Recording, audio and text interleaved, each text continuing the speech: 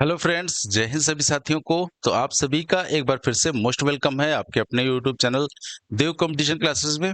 तो दोस्तों, आज जो है हम आपके लिए यूपी कांस्टेबल का आपका प्रैक्टिस सेट ये दूसरा लेकर आए हैं। ठीक है, यहाँ पर ढेर सारे हम डिफरेंट टाइप के क्वेश्चन देखेंगे और आज का जो क्वेश्चन का लेवल रहेगा वो इजी टू मॉडरेट रहेगा। ठीक है, जैसे जैसे आपके प्रैक्टिस सेट की संख्या बढ़ती रहेगी थोड़ा सा लेवल हम इसका इंक्रीज करते रहेंगे। ठीक है, तो वीडियो को लास्ट तक जरूर देखिएगा और इसमें आपको ढेर सारे वो क्वेश्चन देखने को मिलेंगे जो आपको एग्जाम में एज इट इज देखने को मिलते हैं। ठीक है, तो अगर आप दोस्तों हमारे चैनल पर पहली बार आए हैं, चैनल को सब्सक्राइब कर दीजिएगा तथा वीडियो को लाइक और शेयर भी कर दीजिएगा। ठीक है, और अगर दोस्तों आप ये जो है हमारी पीडीएफ डाउनलोड करना चाहते हो वो भी विद सॉल्यूशन, तो आप हमारे इस टेलीग्राम चैनल से इसे डाउनलोड कर सकते हैं, जिसका लिंक जो है आपको वो डिस्क्रिप्शन बॉक्स में मिल जाएगा। ठीक है, तो चलिए दोस्तों आज की क्लास को हम यहाँ पर स्टार्ट करते हैं और देखते हैं आज का जो हमारा पहला क्वेश्चन है वो क्या है।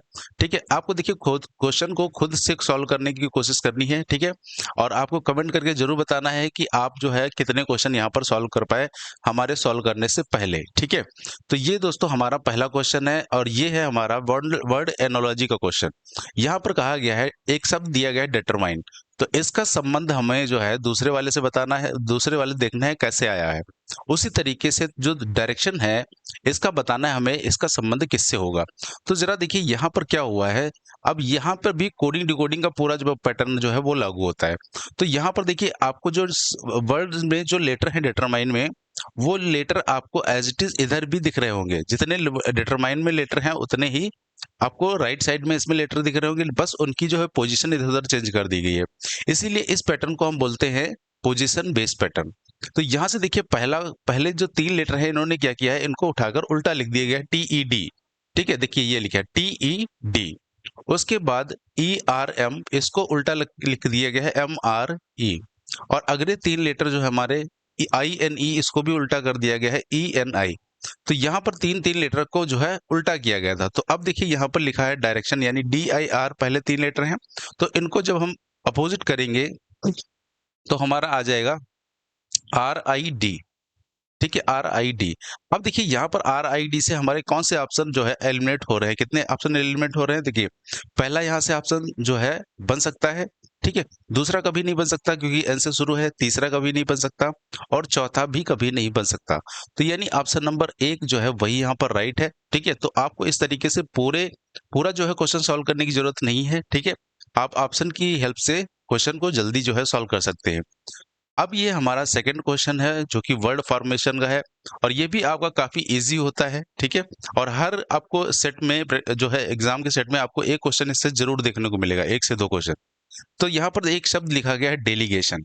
ठीक है, यहाँ पर हमें ये बताना है कि वह शब्द चुनिए जिसे दिए गए शब्दों के अक्षरों को उतनी बार उपयोग करके, उतनी बार यहाँ पर काट दीजिए, नहीं होगा, उपयोग करके नहीं बनाया जा सकता। यानी इसमें जो लेटर है उनका यूज करके जो वर्ड नहीं बनाया जा सकता, हमें वो ढूंढना है। ठीक है, सबसे पहले देखते हैं जेंटल।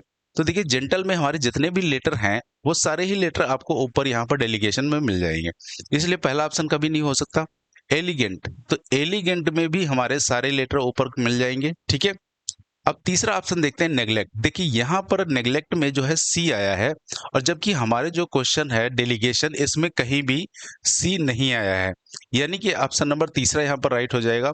नेग्लेक्ट शब्द नहीं बनाया जा सकता। ठीक है, तो ये हमारा दोस्तों हो गया दूसरा क्वेश्चन। अब चलते हैं अपने तीसरे क्वेश्चन पर। तो ये तीसरा क्वेश्चन हमारा एक लेटर सीरीज का है। ठीक है, अब यहाँ पर हमें एक सीरीज दी गई है और क्वेश्चन की मार्क की जगह बताना है कि कौन सा जो है यहाँ पर ग्रुप आएगा, कौन से लेटर आएंगे। ठीक है, तो सबसे पहले आपको पता होना चाहिए यहाँ पर हम लेटर की प्लेस वैल्यूज लिखते हैं, इससे लॉजिक जो है जल्दी समझ आ जाता है। तो देखिए जेड की प्लेस वैल्यू 26 होती है, पी की 16 होती है, एफ की 6 होती है और वी की 22 होती है। अब देखिए यहाँ पर अगर हम 26 से 16 बनाएंगे तो हमें कितना प्लस या माइनस करना पड़ेगा। तो 26 से 16 बनाने के लिए हमें -10 करना पड़ेगा। इसी तरीके से 16 से 6 अगर बनाना है तो यहाँ भी हमें -10 करना पड़ेगा। अब देखिए 6 से 22 बनाना है तब भी आपको -10 ही करना पड़ेगा, क्योंकि ये जो 6 है इसको जो है हम 32 भी बोल सकते हैं, क्योंकि आप जब पीछे से इसको देखेंगे तो जो छठा लेटर होता है, देखिए 26 में अगर हम 6 जोड़ दें तो 32 हो जाएगा। यानी 32 - 22 करेंगे तो 10 ही हमारा आएगा, इसका मतलब -10 ही यहाँ पर किया गया है। तो अब यहाँ पर आगे क्या होगा, इसमें -10 होगा और -10 करने पे 22 में आएगा 12, और 12 नंबर पे लेटर हमारा कौन सा आता है, एल। तो देखिए ऑप्शन हमारा कभी भी पहला नहीं हो सकता, कभी भी दूसरा नहीं हो सकता। अब हम दूसरा लेटर ही सिर्फ चेक कर लेते हैं, हमारा आंसर आ जाएगा।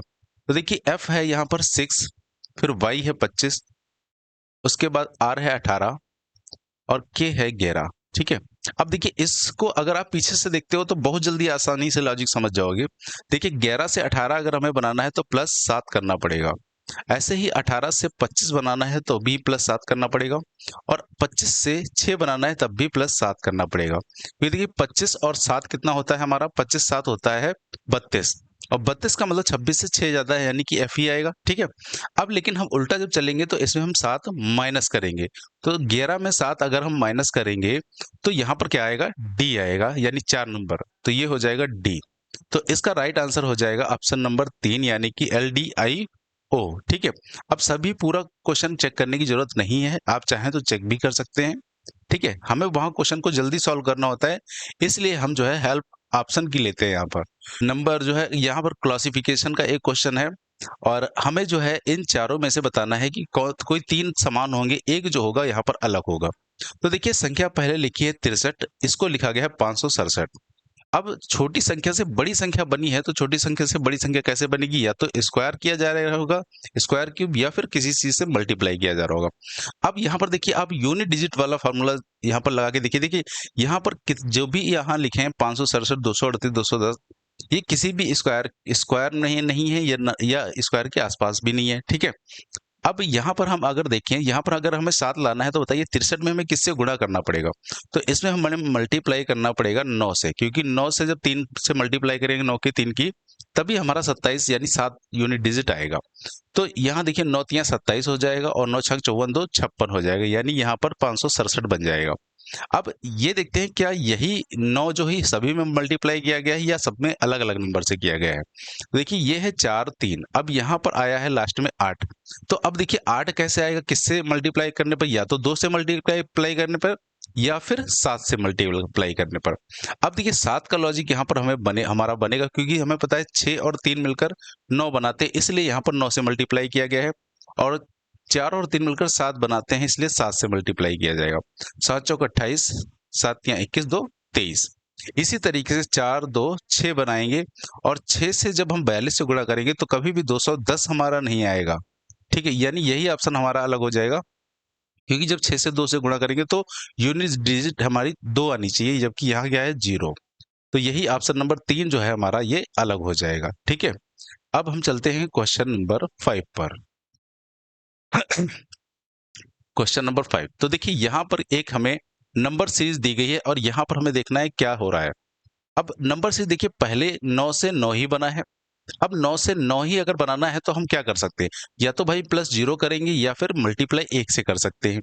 तो यहाँ पर हम इसको मल्टीप्लाई करते हैं 1 से। ठीक है, क्योंकि आगे संख्या बढ़ रही है। अब देखिए अगर 9 से हमें 11 बनाना है तो इसमें हमें +2 करना पड़ेगा। ठीक है। तो पहले में मल्टीप्लाई 1 हुआ है, दूसरे में +2 हुआ है। अब अच्छा तीसरे में देखिए क्या हुआ है, मल्टीप्लाई 3। ठीक है, मल्टीप्लाई 3, और चौथे में 33 से 37 जब बनेगा तो +4। यानी यहाँ पर एक एक नंबर बढ़ता जा रहा है, और एक बार यहाँ पर मल्टीप्लाई, फिर एक बार प्लस, फिर मल्टीप्लाई, फिर प्लस। इसका मतलब आगे जो है यहाँ पर मल्टीप्लाई होगा 5 से। ठीक है। फिर मल्टीप्लाई होगा, सॉरी प्लस होगा 6, उसके बाद मल्टीप्लाई होगा 7 से। अब इसका मतलब आगे जो है प्लस इसमें होगा 8। ठीक है। अब 8 7 कितना हो जाएगा, 15, यानी यूनिट डिजिट 5 आएगी, तो ऑप्शन पहला नहीं हो सकता और चौथा नहीं हो सकता। अब इसमें 8 जोड़ेंगे तो 8 7 15, 3 1 4, यानी 1345 जो हमारा राइट आंसर हो जाएगा। ठीक है। तो इस तरीके से भी इस क्वेश्चन को आप देख सकते थे कि पहले संख्या कम बढ़ रही है, फिर अचानक से ज्यादा बढ़ रही है। ठीक है। तो यहाँ पर मल्टीप्लाई प्लस दोनों लॉजिक चल रहे थे एक साथ। ठीक है। अगले क्वेश्चन पर चलते हैं, क्वेश्चन नंबर 6। अब ये हमारा जो है एक डायरेक्शन का क्वेश्चन है। ठीक है। यहाँ पर कहा गया है एक व्यक्ति अपने घर से दक्षिण की ओर 4 किलोमीटर चलता है और बिंदु ए पर पहुंचता है। ठीक है। तो चलिए इसका जो है हम पहले डायग्राम बनाते हैं। तो यहाँ पर मान लीजिए कोई व्यक्ति जो है, अभी उसका घर यहाँ पर है। ठीक है, ये इसका व्यक्ति का घर है। अब यहाँ से वो दक्षिण की ओर 4 किलोमीटर जाएगा, यानी नीचे की तरफ जाएगा। ठीक है, बेसिक डायरेक्शन की नॉलेज तो सभी को होगी। तो इसको हमने नीचे की तरफ चला दिया, कितना, 4 किलोमीटर। ठीक है। इसके बाद कहा गया, और यहाँ पर कौन से बिंदु पर पहुंच जाता है, बिंदु ए पर। फिर कहा गया फिर वह बाईं ओर मुड़ता है और बिंदु बी तक पहुंचने के लिए 12 किलोमीटर चलता है। ठीक है। अब देखिए जब भी हम व्यक्ति को बाईं ओर मोड़ते हैं तो बाएं होता है एंटी क्लॉकवाइज, यानी घड़ी की विपरीत दिशा। अब इसकी घड़ी की विपरीत दिशा यानी ये इधर जाएगा, और कितना चलाना है इसको, 12 किलोमीटर। तो ये इसको हमने चला दिया 12 किलोमीटर। ठीक है। और यहां पर पहुंच जाता है वो बिंदु बी पर। इसके बाद कहा गया बिंदु बी से 4 किलोमीटर की दूरी पर स्थित बिंदु सी पर पहुंचने के लिए वह बाएं मुड़ता है। ठीक है। इसका मतलब बाएं मुड़ेगा और बिंदु सी पर पहुंचने के लिए वो कितना चलता है, 4 किलोमीटर। इसका मतलब जब इसको हम 4 किलोमीटर चलाएंगे तो ये इसी वाले जो बिंदु के सामने है वो पहुंच जाएगा यहाँ पर, इस बिंदु के सामने, घर वाले बिंदु के सामने। ठीक है। तो ये बिंदु कौन सा हो गया, सी, और ये चलाया था कितना हमने, 4 किलोमीटर। अब इसके बाद देखिए कहा गया बिंदु सी से 4 किलोमीटर की दूरी पर स्थित बिंदु डी पर पहुंचने के लिए बाएं मुड़ता है। ठीक है। अब फिर से इसको बाएं मुड़ना है, यानी फिर से ये एंटी क्लॉकवाइज मुड़ेगा और 4 किलोमीटर चलाना है हमें इसे। तो हमने मान लिया इतना जो है ये कितना है, 4 किलोमीटर। और यहाँ पर ये पहुंच गया 4 किलोमीटर, यहाँ से पहुंच गया बिंदु डी पर। ठीक है। अब आगे कहा गया है औ- और अंत में वह दाईं ओर मुड़ता है। अब दायां देखिए कहाँ होगा, क्लॉकवाइज डायरेक्शन में। तो ये हमेशा ऊपर जाएगा क्लॉकवाइज, और कितना चलता है, 6 किलोमीटर। ठीक है, 6 किलोमीटर। तो यहां से ये इतना हमने ऊपर इसको चला दिया 6 किलोमीटर। थोड़ा सा गड़बड़ हो गया, इसको हटाते हैं। ठीक है, चलिए 6 किलोमीटर चलाना है तो हमने इसको ऊपर से इतना चला दिया 6 किलोमीटर। ठीक है। अब हमसे देखिए पूछा, और कहाँ पहुंच गया है, अपने मित्र के घर, यानी यहाँ पर उसके फ्रेंड्स का जो है घर है। ठीक है। तो हमसे पूछा गया है तो उसे अपने मित्र के घर से अपने घर तक पहुंचने के लिए किस दिशा में और कितना दूर जाना होगा। अब देखिए ये जो है यहाँ पर इसके मित्र का घर है, और ये यहाँ पर जो है इसका घर है। ठीक है। तो अब इसके मित्र से अब अगर इसे अपने घर आना हो तो कितना दूरी चलनी पड़ेगी। तो देखिए जब भी हम निकालते हैं सब, तो यहाँ पर सबसे छोटी दिशा निकालते हैं।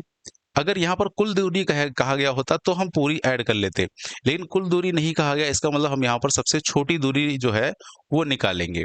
अब देखिए जब भी आपको ये तिरछी लाइन दिखे तो समझ जाना यहाँ पर एक पाइथागोरस थ्योरम लगेगी। ठीक है। अब पाइथागोरस थ्योरम किसमें लगती है, समकोण त्रिभुज में। तो इसको हमें समकोण त्रिभुज बनाना पड़ेगा, यानी इस जो है लाइन को हमें ऐड करना, जोड़ना पड़ेगा इसको। अब देखिए हमें ये वाली दूरी निकालनी है, कितनी है ये दूरी। तो देखिए यहाँ पर, यहाँ से ए से लेकर बी तक दूरी कितनी थी, टोटल 12 थी। और ऊपर देखिए डी और सी के बीच की दूरी कितनी है, 4। तो 12 में से 4 माइनस कर देंगे, ये दूरी निकल कर आ जाएगी 8 किलोमीटर। ठीक है। अच्छा, ऊपर वाली ये जो दूरी है डी से और मित्र के घर तक, ये कितनी है, 6 किलोमीटर ही है। अब यहाँ पर पाइथागोरस थ्योरम लगेगी, तो आप सभी को पता होगा कि ये जो तिरछी रेखा होती है इसको हम बोलते हैं हाइपोटेनस, यानी कि कर्ण। और जो कर्ण की लंबाई होती है ये दोनों भुजाओं के वर्ग के योग के बराबर होती है। ठीक है। तो यहाँ से देखिए इसको हम मान लेते हैं बिंदु एफ, और इसको मान लेते हैं जी। ठीक है। तो बिंदु एफ और जी के बीच दूरी निकालनी है, एफ जी की दूरी। तो एफ जी का स्क्वायर हो जाएगा कितना, इसको मान लें एफ डी का स्क्वायर, एफ डी का स्क्वायर प्लस डी जी का स्क्वायर, डी जी का स्क्वायर। तो ये दूरी हो गई 8 इसका स्क्वायर प्लस 6 का स्क्वायर, यानी 64 प्लस 36। ठीक है, टोटल हो जाएगा 100। अब देखिए जब हम एफ जी से स्क्वायर को हटाएंगे तो ये वैल्यू आ जाएगी रूट में, और हमें पता है जो रूट 100 होता है ये किसका स्क्वायर होता है, ये 10 का स्क्वायर होता है। यानी कि यहाँ से ये जो दूरी है ये निकल कर आ गई कितनी, 10 किलोमीटर। ठीक है, ये दूरी आ गई 10 किलोमीटर। अब देखिए हमसे जो है डायरेक्शन भी पूछी थी यहाँ पर, तो डायरेक्शन देखिए कैसे निकालेंगे। सबसे पहले आप देखिए कहाँ से डायरेक्शन पूछी है, तो पूछा है अपने मित्र के घर से। तो जहां से डायरेक्शन पूछी जाती है वहां से हम एक एरो चला देते हैं, यानी मित्र के घर से एरो चलाएंगे। ठीक है। और निशाना किसको बनाएंगे, जहां की दिशा पूछी गई है, यानी उसके अपने घर की दिशा पूछी गई। तो मित्र के घर से जब उसकी तरफ एरो चलाएंगे तो ऐसे एरो उड़ता हुआ जाएगा। ठीक है। अब हमेशा ध्यान रखिएगा, अगर एरो नीचे जा रहा है तो नीचे क्या होता है, दक्षिण होता है। अगर एरो ऊपर जा रहा है तो ऊपर उत्तर होता है। इसका मतलब ये दिशा, नीचे जा रहा है एरो तो ये हो जाएगा दक्षिण। ठीक है। अब देखिए एरो अगर हमारा राइट साइड में जाता है यानी दाईं तरफ, तो दाईं तरफ होता है पूर्व और बाईं तरफ होता है पश्चिम। तो ये एरो किधर जा रहा है, ये एरो जा रहा है बाईं तरफ, यानी कि ये हो जाएगा पश्चिम। तो आंसर हमारा राइट हो जाएगा 10 किलोमीटर दक्षिण पश्चिम, यानी ऑप्शन नंबर डी जो है इसका वो यहाँ पर राइट हो जाएगा। ठीक है। तो ये दोस्तों हो गया हमारा क्वेश्चन नंबर 6। अगले क्वेश्चन पर चलते हैं। ठीक है, अगर आपको दोस्तों सेशन पसंद आ रहा हो तो इसे लाइक और शेयर जरूर कर दीजिएगा। ठीक है, अब यहाँ पर देखिए एक कोडेड ब्लड रिलेशन का क्वेश्चन है हमारे पास, और यहाँ पर हमें 4 ऑप्शन दिए गए हैं। ठीक है, इस तरीके के क्वेश्चन आपको 1 से 2 क्वेश्चन जरूर आपके एग्जाम में देखने को मिलेंगे। अब यहाँ पर कहा गया है किस वाले विकल्प में ऐसा है जिसमें जेड वी की भतीजी है। तो यहाँ पर देखिए हम इसको जल्दी करने के लिए क्या करते हैं, जेंडर मेथड में देखिए होता क्या है, जैसे हमसे कहा गया जेड वी की भतीजी है, इसका मतलब जेड भतीजी है तो जेड क्या होगी, महिला होगी। ठीक है, महिला होगी। अब हम हर उस ऑप्शन को हटा देंगे जिसमें जेड क्या हो, पुरुष। तो जैसे पहले में देखिए कहा गया जेड हैज बी, तो देखिए हैज का मतलब यहाँ पर क्या है, तो यहाँ पर ए हैज बी का अर्थ है ए बी का भाई है। ठीक है, यानी इसको हम पढ़ेंगे जेड पी का भाई है, यानी ये पुरुष बन जाएगा, जबकि हमें क्या बनाना है, महिला। तो कभी भी ऑप्शन 1 सही नहीं होगा।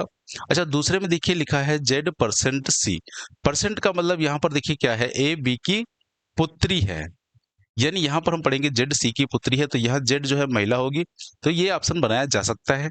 दूसरा देखते हैं, यहाँ है जेड डॉलर सी, और डॉलर का मतलब यहाँ पर क्या है, ए बी की माता है। ठीक है, ए बी की माता है, यानी यहाँ पर पढ़ेंगे हम जेड सी की माता है, तो यहाँ पे भी जेड जो है महिला ही होगी। तो दूसरा तीसरा बन सकता है। अब देखिए जेड हैज वी आया है, फिर से हैज का मतलब यहाँ पर है ए बी का भाई है, यानी जेड वी का भाई है, तो यहाँ पर भी जेड पुरुष बन जाएगा। तो कभी भी पहला और चौथा ऑप्शन नहीं हो सकता। अब 2 ऑप्शन हमारे हट गए, 2 ऑप्शन बचे हैं, तो इसमें से एक ऑप्शन को हम जल्दी से बना लेते हैं।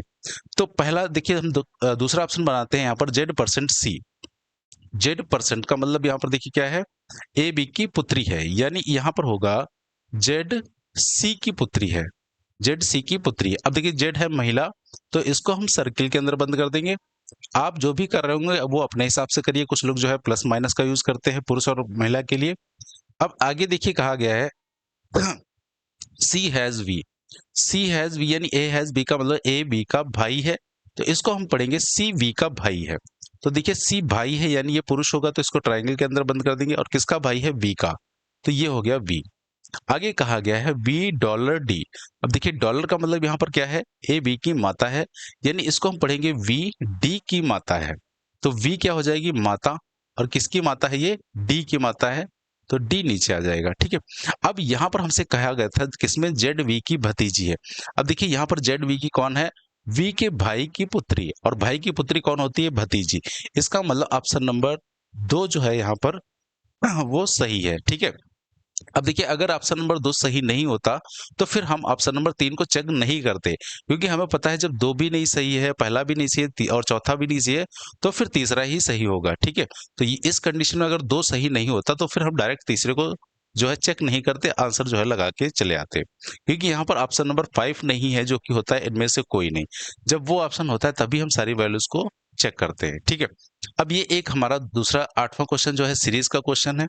अब यहाँ पर देखिए सबसे पहले पहले लेटर को हम कंपेयर करते हैं यहाँ पर, तो इसकी हम प्लेस वैल्यू लिख लेते हैं। ठीक है, तो हमें पता है W की जो प्लेस वैल्यू होती है वो कितनी होती है, W की प्लेस वैल्यू 23 होती है, B 2 होता है, I 9 होता है, और R 18 होता है। ठीक है, अब यहाँ से देखिए हम यहाँ से हमें 23 से बनाना है 2, तो 23 से 2 कैसे बनाएंगे, यहाँ पर या तो हम -21 करें, ठीक है, या फिर इसमें हम प्लस कितना कर सकते हैं, 5, क्योंकि 23 + 5 28 हो जाएगा, यानी 26 से 2 ज्यादा, और दूसरा लेटर कौन सा होता है, बी होता है। तो यहाँ पर अब हम पहले +5 का लॉजिक देखते हैं, +5 किया। अब बी से देखिए 2 से हमें बनाना है 9, 2 से 9 बनाने के लिए यहाँ पर हमें +7 करना पड़ेगा, और 9 से बनाना है 18, यानी यहाँ पर हमें +9 ऐड करना पड़ेगा। तो ये लॉजिक हमारा सही चल रहा है, +5 +7 +9। अब देखिए आगे क्या होगा, +11 यानी +11। तो जब 18 में हम 11 ऐड करेंगे तो यहाँ पर हो जाएगा हमारा 29। अब 29वां लेटर देखिए कौन सा होगा, 26 से कितना ज्यादा है, 3, यानी कि यहाँ पर हो जाएगा सी 29वां लेटर। ठीक है, तो ये हो जाएगा हमारा, हाँ सी हो जाएगा पहला लेटर। अब इसके बाद देखिए यहाँ पर हम दूसरा नंबर चेक कर लेते हैं, देखिए ऑप्शन हटा देते हैं, दूसरा कभी नहीं हो सकता और चौथा कभी नहीं हो सकता, तो या तो पहला होगा या तीसरा। अब यहाँ पर नंबर को चेक कर लीजिए, आपका आंसर आ जाएगा। देखिए यहाँ 35 है, 35 से बना है 48, तो इसमें कितना जोड़ा गया होगा, इसमें जोड़ा गया होगा 13। ठीक है, अब 48 से बना है 63, तो यहाँ पर जोड़ा गया है 15, और 63 से बना है 80, यानी यहाँ जोड़ा गया है 17। अब 13 15 17 जोड़ा गया, तो आगे कितना जोड़ा जाएगा हमारा, 19। ठीक है, और 80 में जब हम 19 जोड़ेंगे तो आ जाएगा 99 यानी कि 99। तो हमारा जो ऑप्शन सही होगा वो ऑप्शन नंबर 3 यहाँ पर जो है वो राइट हो जाएगा, C99Z। ठीक है, अब आप चाहो तो तीसरा लेटर चेक कर लो, वरना चेक करने की जरूरत नहीं है, क्योंकि हम उसको तब चेक करते जब C99 से एक और ऑप्शन होता है हमारे पास। ठीक है, तो ये हो गया दोस्तों क्वेश्चन नंबर 8। अब हम चलते हैं क्वेश्चन नंबर 9 पर अपने। अब देखिए क्वेश्चन नंबर 9 जो है हमारा एक जो है कैलेंडर का क्वेश्चन है, और ये भी काफी आसान क्वेश्चन है। कहा गया 10 मार्च 2014 को रविवार है।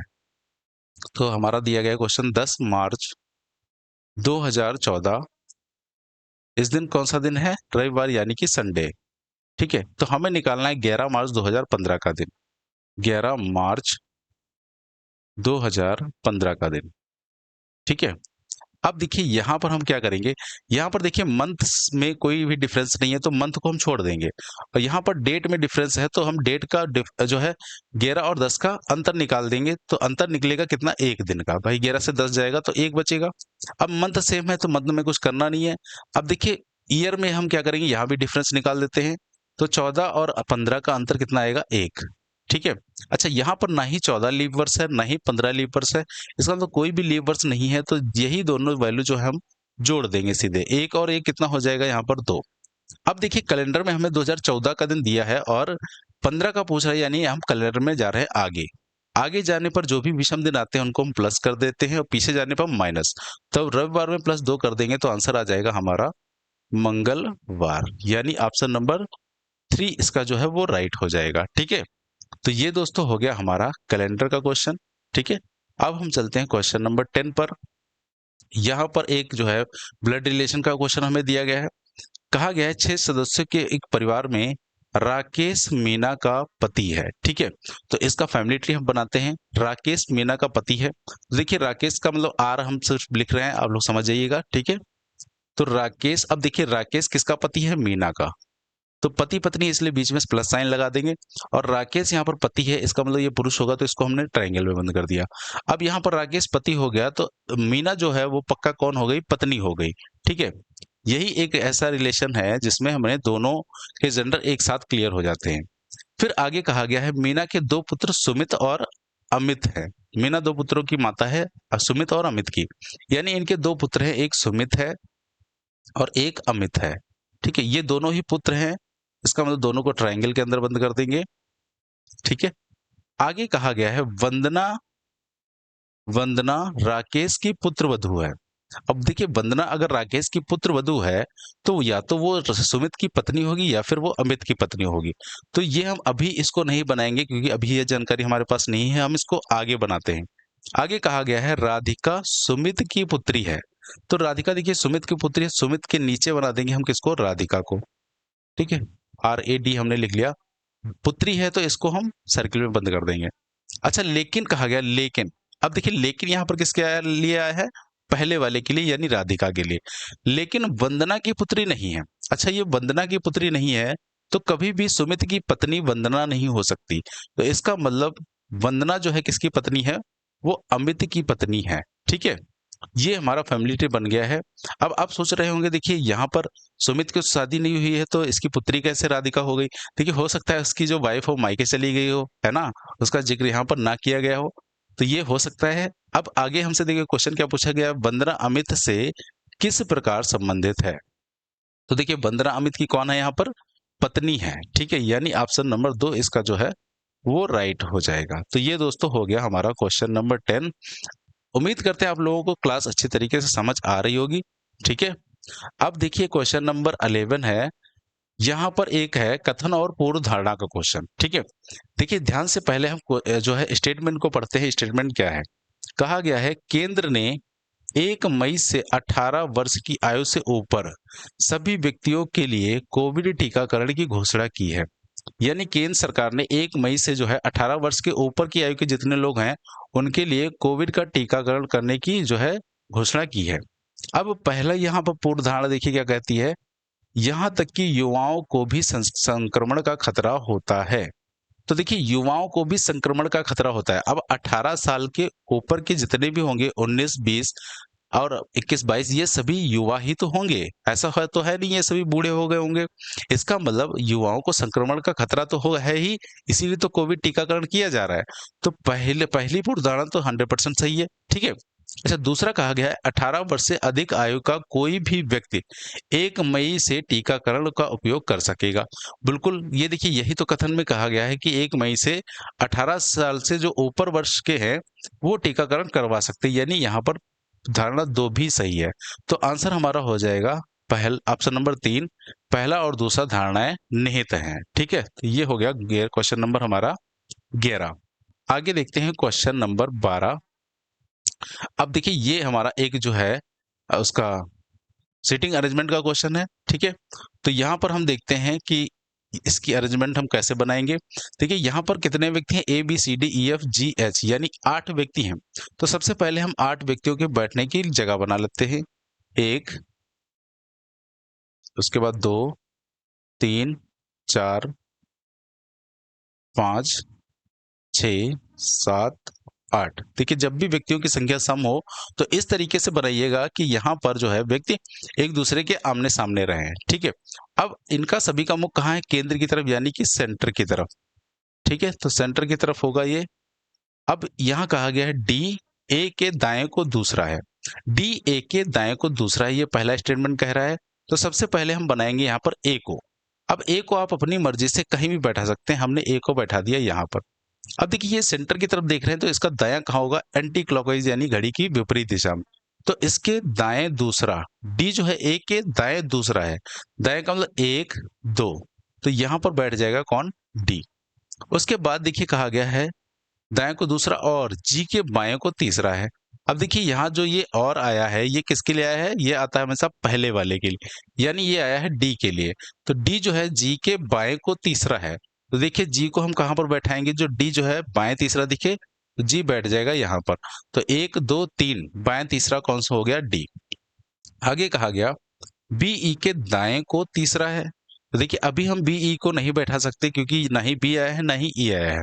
तो आगे जरा पढ़ते हैं, कहा गया जो। अब देखिए ये जो आया है किसके लिए आया है, दूसरे वाले के लिए, यानी ई के लिए। तो ये ई के लिए एक आया है, कहा गया ई ए के एकदम दाएं को है। तो ए का एकदम दायां देखिए कौन सा हो, ये इधर वाला होगा। तो यहाँ पर कौन बैठ जाएगा, ई बैठ जाएगा। अब हम बी को बैठा सकते हैं, बी ई के दाएं को तीसरा है। तो इसके दाएं तीसरा 1, 2, 3, यानी यहाँ पर कौन हो जाएगा, यहाँ पर हो जाएगा बी, ठीक है। बी ई के दाएं तीसरा हो गया। आगे कहा गया सी एच के बाएं को चौथा है। अब देखिए सी एच के बाएं को चौथा है तो इसको यहाँ पर कहाँ पर हम बैठाएं। आगे देखिए फिर से यहाँ कहा गया जो, ठीक है। जो का मतलब किसके लिए, एच के लिए आया है, जो डी का निकटतम पड़ोसी नहीं है। अब देखिए डी के निकटतम पड़ोसी यानी एच कभी भी यहाँ पर नहीं बैठेगा, ठीक है। तो अब एच बैठेगा कहाँ, या तो ए के बगल में या फिर जी के बगल में। अच्छा सी जो है एच के बाएं चौथा है। अब देखिए एच को हम कहाँ बैठाएं, अगर हम इसको एच के पास में बैठाते हैं तो क्या इसके बाएं चौथा हम जो है सी को बैठा पाएंगे, 1, 2, 3, 4, ठीक है, बिल्कुल बैठा सकते हैं। तो अगर हम एच को यहाँ बैठाएंगे, सी एच के बाएं, हाँ एच को यहाँ बैठाएंगे तो इसके बाएं चौथा 1, 2, 3, 4, यहाँ पर कौन हो जाएगा, सी। बाएं मतलब घड़ी की दिशा हो जाएगी, ठीक है। तो ये हो गया सी। अब देखिए यहाँ पर बच कौन गया है, तो बच गया है एफ, ये हो गया एफ। तो ये हमारी अरेंजमेंट हो गई कंप्लीट। अब क्वेश्चन देखिए यहाँ से हमसे पूछा गया था कौन से जोड़े के बीच एफ बैठा है। देखिए एफ किसके बीच बैठा है, एच तथा जी के बीच बैठा है, यानी ऑप्शन नंबर सी जो है इसका राइट हो जाएगा, जी एच, ठीक है। तो ये हो गया हमारा क्वेश्चन नंबर 12। चलिए अगले क्वेश्चन पर चलते हैं, क्वेश्चन नंबर 13। ये हमारा एक जो है सिलोगिज्म का क्वेश्चन है, न्याय निगमन, ठीक है। तो पहला कहा गया सभी फूल पंखुड़ियां हैं। तो इसका जरा वेन डायग्राम बनाते हैं, हालांकि हम वेन डायग्राम से पढ़ाते नहीं है, ठीक है। सभी फूल क्या है, पंखुड़ियां हैं, यानी सभी फूल किसके अंदर आ जाएंगे, पंखुड़ियों के अंदर आ जाएंगे। फिर कहा गया सभी बीज पंखुड़ियां हैं, ठीक है। अच्छा इसको थोड़ा सा बड़ा बनाते हैं। हाँ देखिए कहा गया सभी फूल पंखुड़ियां हैं, तो ये हो गए फूल, ठीक है। और इसके अंदर सभी फूल पंखुड़ियां हैं, सॉरी ये हो गई पंखुड़ियां, सभी फूल इसके अंदर आ जाएंगे, फूल, ठीक है। सभी फूल पंखुड़ियों के अंदर आ जाएंगे। फिर कहा गया सभी बीज पंखुड़ियां हैं, यानी सभी बीज पंखुड़ियां हैं, इसके अंदर बीज भी आ जाएंगे ये, ठीक है। अब पहला निष्कर्ष कह रहा है कुछ पंखुड़ियां फूल हैं, कुछ पंखुड़ियां फूल हैं। देखिए कुछ पंखुड़ियां फूल हैं, यहाँ तो हमें दिख ही रहा है क्योंकि जो सभी फूल हैं पंखुड़ियों के अंदर है, तो कुछ पंखुड़ियां क्या हो जाएंगी, फूल हो जाएंगी, यानी पहला निष्कर्ष सही है। दूसरा कह रहा है कुछ बीज फूल हैं। अब देखिए बीज और फूल के बीच हमें कुछ भी नहीं पता, तो हम कैसे बता सकते हैं कि बीज फूल हैं या नहीं है। तो दूसरा यहाँ पर जो है नहीं निष्कर्ष फॉलो करेगा, यानी कि ऑप्शन नंबर ए इसका राइट हो जाएगा, केवल पहला निष्कर्ष अनुसरण करता है, ठीक है। तो ये हो गया क्वेश्चन नंबर 13। अगले क्वेश्चन पर चलते हैं, क्वेश्चन नंबर 14। अब ये एक हमारा क्लॉक का क्वेश्चन है और यहाँ हमसे पूछा गया है एक घड़ी में 2:43 का समय हुआ है, तो क्षैतिज दर्पण में देखने पर यह समय क्या दिखाई देगा।